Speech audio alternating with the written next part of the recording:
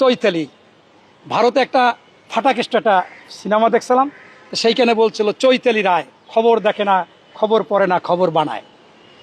তো এই বাংলাদেশে এই চৈতালি কুলাঙ্গার, অসভ্য, দেশের মধ্যে কোনো দেশপ্রেম নাই, এবং আপনার অন টাইম ব্যবহার করা টিস্যুর মতো ভারত এবং এই আওয়ামী ফ্যাসিস্ট তারা কিছু টাকা পয়সা দেয়, এই গোবিন্দ প্রামাণিক আর চৈতালি এই আকামগুলো করে।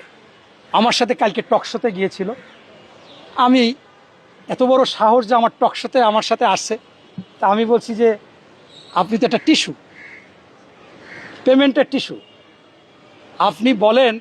উনি বলতেছে যে আমি গণতন্ত্র, আমি সব কিছু করতে পারি, আমি বাংলাদেশে ট্যাক্স দিই, আমার জমি আছে।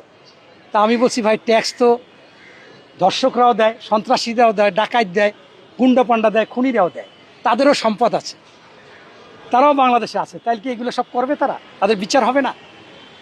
আপনি রামিসা হত্যার মামলার আসামি, ফাঁসি হয়েছে, হাইকোর্টেও ফাঁসি বহাল থাকলো, এখন আপনি আপিলে যাইয়া প্রধান বিচারপতিরে বললেন যে এই প্রমাণ টেরানের সবগুলো সত্য, তার ফাঁসিও সত্য, কিন্তু তাকে বেকচুর খালাস দিতে হবে, না দিলে আমি চৈতালি বিচারপতি আপনাকে জুতা পিটা করব।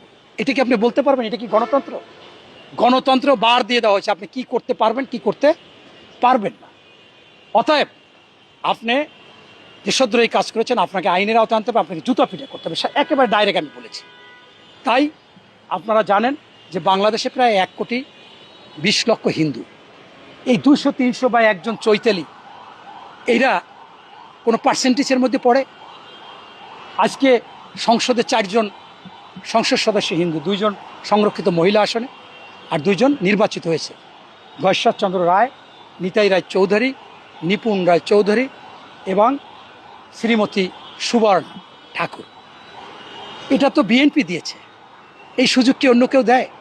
অতএব ইতিমধ্যে প্রায় 10-12টা সনাতন ধর্মের লোকজন তারা লাইভ করেছে যে এই চৈতালিকে যেখানে পাবেন জুতা পিটা করবেন, ওকে পশু টশু দিয়ে পারলে দর্শন করা, কারণ ও এত বেহায়া হয়ে গেছে, এত খারাপ হয়ে গেছে, যেখানে কাউকে কিছু মানতে চায় না। সে যারা দেশকে বিভাজন করতে চায় তারা জারস, যারা দেশকে বিভাজন করতে চায় তারা জারস, তারা দেশের শত্রু, তারা দেশদ্রোহী, তাদেরকে আইনের আওতায় আনতে হবে। এই প্রামাণিকও কিন্তু দেখেছেন জামাতের মঞ্চে উঠে কত সুন্দর সুন্দর কথা বলেছে। এই গোবিন্দ প্রামাণিক এবং চৈতালিকে বলতে চাই, তোরা যদি মানুষ হয়ে থাকো, তোর মা জন্ম যদি সঠিক হয়ে থাকে, জারস না হয়ে থাকো, তাহলে তোদের চিন্তা করতে হবে 5ই আগস্টের পরে এই বাংলাদেশে হিন্দু পরিবার, তার সন্তান, তাদের পূজা মণ্ডপ রক্ষা করার জন্য প্রতিযোগিতা করেছে বিএনপি, জামাত, সকল দেশের মানুষ। অথচ পার্শ্ববর্তী দেশ ভারতে কোরবানি করতে দেয় না, গরুর গোস্তের জন্য মেরে হত্যা করে রাস্তায় ফেলিয়ে রেখেছে, মসজিদে ঢাকঢোল পিটাচ্ছে, মসজিদ ভেঙে দিচ্ছে, আপনার ঘর বাড়ি লুটপাট করে, মা বোনদের, মুসলমানদের ধর্ষণ করে, ব্যবসা প্রতিষ্ঠান ধ্বংস করে লুটপাট করে নিয়ে গেছে। কি করেছেন আপনারা? আবার বলেন চৈতালি যে স্বর্ণযুগ ছিল শেখ হাসিনার, এই পৃথিবীতে সর্বপ্রথম আয়নাঘর প্রতিষ্ঠা করেছে শেখ হাসিনা, দিনের ভোট রাতে করেছে, 154 জন বিনা ভোটে করেছে, দামি স্বামীর ভোট করেছে, সকল প্রতিষ্ঠান ধ্বংস করেছে, এই কোর্ট সেই কোর্ট শেখ হাসিনা পেডিকোট করেছে, অর্থনৈতিকভাবে যে পরিমাণ লুটপাট করেছে। গতকালকে সকালবেলা দেখেছি, প্রথম কলকাতা টকশোতে বলেছে যে 50,000-এর মতো লোক আওয়ামী লীগের পালিয়ে আছে, তারা ভালো ভালো খাচ্ছে, বড় বড় হোটেলে থাকছে, এত টাকা পেয়েছে কই? তারপরও প্রমাণ চান? কুলাঙ্গার কোথাকার বাংলাদেশের। আমি তো মনে করি ওর জন্ম সঠিক হয়নি।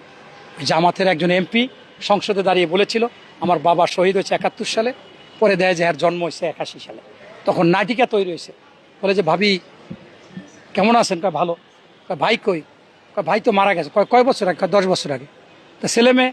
কয় 2টা আছে। কয় বয়স কত? কয় একটার বয়স 1, একটার বয়স 3 বছর। কয় হইল কেমন? কয় আরে তোমার ভাই মারা গেছে, আমি আসি না। তা সেই রকমের জন্ম হয়েছে চৈতালির, সেই রকম ওর মা আছে আর বাপ নাই। এই চৈতালিরা দেশের ক্ষতি চায়, এদেরকে রুখে দাঁড়াতে হবে। আপনারা সাংবাদিকরাও রুখে দাঁড়াবেন এবং স্পষ্টভাবে দাঁত ভাঙা জবাব দিতে হবে। এই বাংলাদেশকে নিয়ে ষড়যন্ত্র করা, বাংলাদেশের চাইতে আর কোথাও বিশ্বে ধর্মনিরপেক্ষতা নাই, গণতন্ত্র নাই, ভারত মুখে আছে, কাগজ কলমে আছে, মুখে নাই। আর আমাদের বাংলাদেশের সর্বত্র সবসময় আমরা চেষ্টা করি, বরঞ্চ বাংলাদেশে হিন্দু সম্প্রদায় কম হওয়া সত্ত্বেও আমরা তাদেরকে কোলে করে রাখি, আমাদের মাথায় করে রাখি, আমরা আদর যত্নে রাখি, আমাদের সন্তানের চোখে রাখি, ভাই বোনের চোখে রাখি, মা বোনের চোখে রাখি। অতএব ধন্যবাদ।